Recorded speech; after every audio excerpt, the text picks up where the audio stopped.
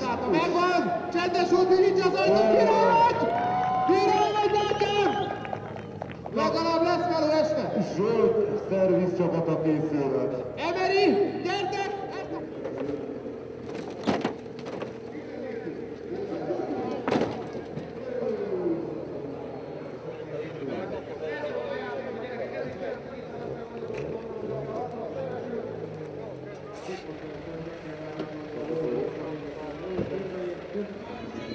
Behozod az akkumulátoros képet, amit még az akkor itt van. Megismered valahol? Gyerekek, hol van a Bosch gép?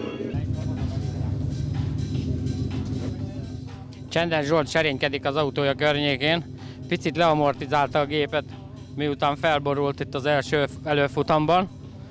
Úgy néz ki, hogy készen lesz.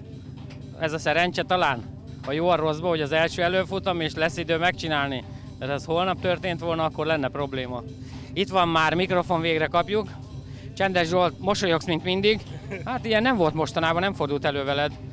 Mária a második futam 2015-ös Rallycross bajnokságban, Mária Polcsi verseny, elég szép az idő. Első előfutam, mi történt?